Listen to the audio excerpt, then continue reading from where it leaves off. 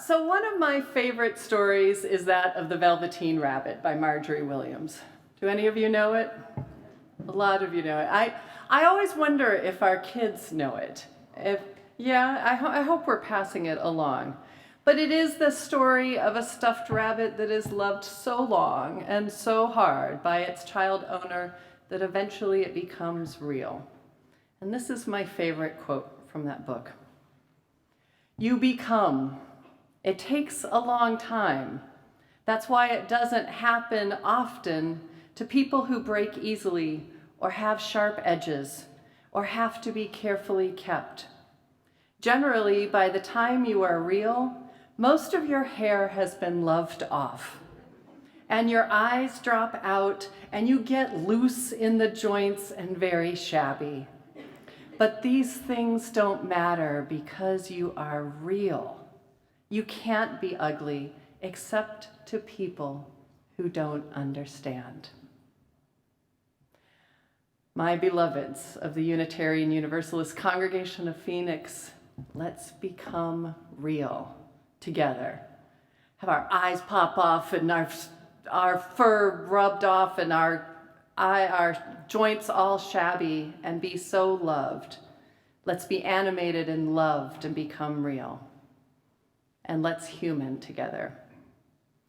So we are in our early first days of our relationship together, me as your newly called minister and you as our amazing, resilient, compassionate congregational community. So I feel like it's important that you know that I have a very loose relationship with the English language.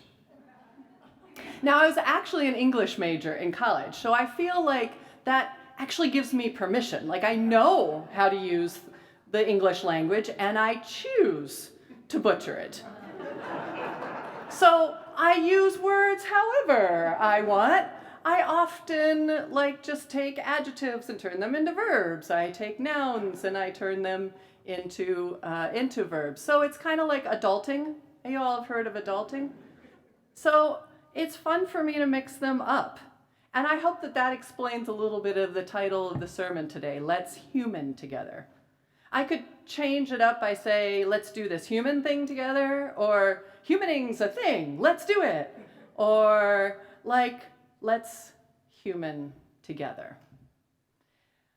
We're going to be loosely following the Soul Matters theme this year, and the theme for September is expectations. So I feel like this is my first, do you know that this is my first double service? I've never had two services here. They've all been single services. So it's my first one, and it's my first one to be able to tell you what my hopes and expectations are. And my expectation is that we're going to be human together. One of the things that I love about Unitarian Universalism that Dave touched on is that we believe that human beings are inherently good and have worth and dignity. That is our first principle that says that. So it's actually a radical statement when you really peel away the layers of that first principle.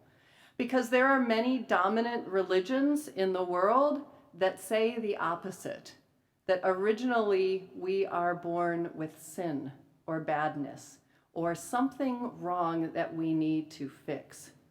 So we spend the rest of our lives in those situations, if you believe that religion, atoning for it or trying to make up for it. And we as UUs are saying the opposite. Essentially, we believe in original goodness, that we are all inherently good, and we can spend the rest of our lives messing up, but we are still good. So I totally love this. I hope you do too, because it means I can screw up as much as possible, as much as I do in my life, and I am still inherently good. And so what I'm hoping that we can do is create a pact between us to screw up and to acknowledge when we do, apologize as necessary, and then move on to possibly screw up again. Because we are human and we are going to do this humaning thing together. Messing up means actually a lot of good things. It means that we're trying new things. It means that we're taking risks and that we're not sure that they will work. Messing up means that we've possibly taken on a leadership role that is new for us. And messing up means that we have most likely learned something together and we will grow together. So our opening hymn this morning was Come, Come, Whoever You Are. This is actually based, like Benji said, on a poem from the 14th century Islamic Sufi poet Rumi. And the poem loosely says, come, come, whoever you are, wanderer, worshiper, lover of leaving, it doesn't matter. Ours is not a caravan of a despair. Come even if you have broken your vows 1,000 times. Come yet again, come, come. So the version we sang is actually my favorite version of that, where we say we've broken our vows 1,000 times. We've broken our vows 1,000 times. Because I don't think the song actually makes sense without that piece. Otherwise, it's like, what is this lover of leaving, caravan of despair? Like, I never understood the song until I got that. We've broken our vows 1,000 times. Because we break our vows of how we want to be in this community over and over again. And what does that look like? I mean, a lot of times we think of really big breaches, terrible things that we can do, but usually it's the small things. Sometimes it's saying something abruptly or unkindly. It may be not completing what we said we were going to do. It may be getting upset with somebody and not talking to them about it, or worse, talking to somebody else about it that you should be talking to them. And sometimes it means that we're saying something out of our places of privilege that hurts our siblings of color, of different sexual orientations or gender identities, or those of different classes, so many other ways. We are humaning together. This happens. The key is then to make it right again, finding our way back into community in love and compassion. So I am in a place of deep learning within this congregation. So each day there's something in my office. I'm trying to assess how much I know, how much I don't know, how much other people don't know, and how much are things that none of us seem to know. What I do know is that what I'm learning is growing exponentially each and every day, but it is still significantly less than what I don't know. I've been having a lot of meetings with folks, individually, collectively, with our leaders and our members, with our visitors and our youth. And I've been learning about you all personally, and I've also been learning about the amazing things that we're doing with and for our community here. And I am starting to see a few patterns. So this is a common conversation that's happening when people are coming into my office. First of all, a whole bunch of getting to know each other, which is my favorite part by far. But then it gets down to, well, this is how we were doing it when Reverend Susan was here. But then things kind of dropped off when she started running for president of the UUA. And then we were in the interim period. And now we've been waiting for you to get here. So what would you like us to do? And the truth is, for the most part, I have no idea. And I feel like it is very, very possible that many of you have left my office bewildered because I put it back in your laps. Like, well, what would you like to do? How would you like to do this? How do you see it going? How can I help? At the beginning of the service, you heard me use these words. I am the Reverend Christine Dance, and I am honored to be serving this congregation as your minister. I am here to serve us, the whole collective we. We're doing this together, and together we're going to make up this thing we call community together. And oh, my friends, we are going to screw up. Probably massively. I'm pretty sure I have already, and maybe you have already too. And some of you think, oh, Christine, no, we really like you, you're good. But that's just because I haven't disappointed you yet. I'm actually not worried about this. I hope you're not either, because honestly, this is what it means to be in community and in relationship together. We put our whole human selves into a situation, and sometimes we do that human thing well, and other times we don't. And then we ask for forgiveness. It is either given or not. And then we wake up, we try again, we move forward again, and we screw up again. Let's human together. And I want to name something about those conversations that I've been having. I want to name that I don't believe that this congregation had just a 2-year interim period. Because of the great honor and privilege of helping the Reverend Susan Frederick Gray become the first elected female president of the Unitarian Universalist Association, this congregation had more like a 3.5 interim period. And what I'm seeing now is that now that you've called me as your minister, you're ready to go. You're ready now. Let's do it. We're tired of waiting.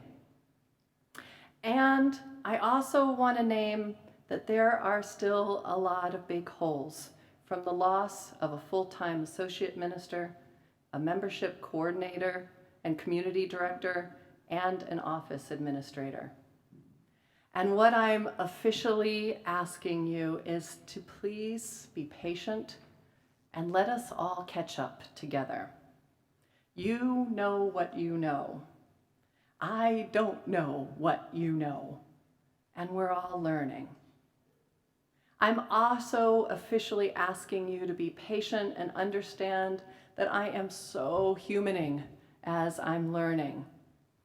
As I try to do some things without totally knowing how things work here, as I step into our processes while there's still more to learn, as I make decisions and then learn more, and then you help me to learn, and then I'll change my mind, as I forget your name, even though you've introduced yourself 3 times to me, as I don't remember that you talked to me about that thing a few weeks ago or sent me an email and I didn't get right back to you.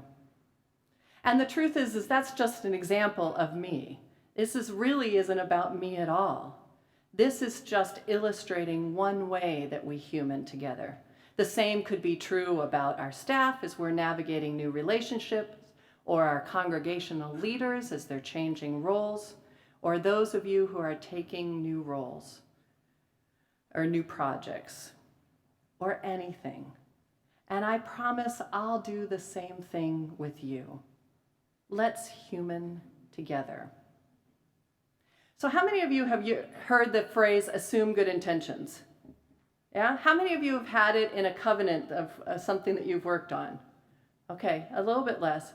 And I have too, and I've always really liked it. And I used to have it as a key element of creating covenants until one day a colleague of color, had me look at that statement more deeply.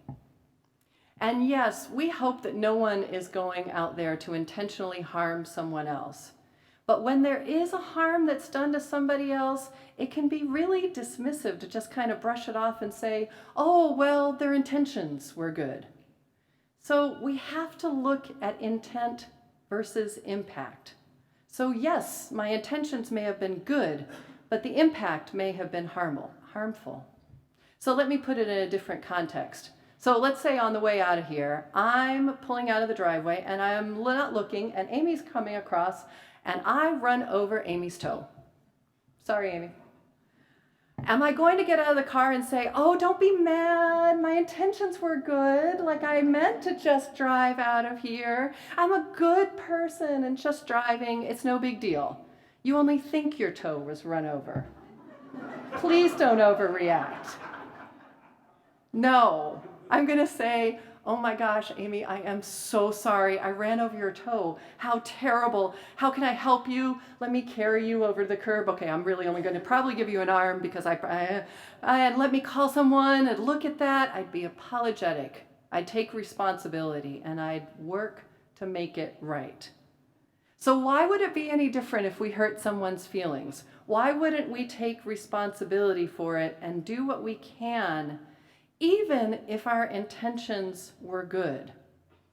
So I want us to take responsibility for both our intent and our impact. And when somebody says we have hurt them, let's believe them. What a radical idea. When a person who identifies as a woman says something makes her feel uncomfortable, let's believe her. When our transgender siblings say that bathroom signs are important, let's believe them. When our community members of color tell us the police can make them feel less safe, let's believe them. Yes, our intent is good, but that's what taking accountability for our impact can be. It's hard to say we're sorry because we want to be seen as good people. We've been taught that we need to get things right. And if we make a mistake, that means we're bad. And I'd like for you to imagine the total opposite. Let me cast a vision for you where we try new things. And a good amount of the time we don't get it right. Let's say 20%. Oh, seriously, we can shoot higher. Let's get things wrong 30% of the time. And when we don't get it right, we acknowledge it. We apologize if we need to, and then we get congratulated for making a mistake by others in our community and for it not working. And we articulate what we learned and how we may try it differently the next time. And our growth is affirmed and celebrated. And instead of being seen as good for getting everything right, we are seen as good for trying and failing. Can you imagine that? Doesn't that sound good? Can you imagine what that culture could do for our children, for our social justice initiatives, for our businesses, for our government? So, my beloveds, let's human together. Let's take risks. Let's make mistakes. Let's return back to each other and share what we've learned. Let's proactively forgive each other for doing what we can and knowing that our imperfections just make us more human.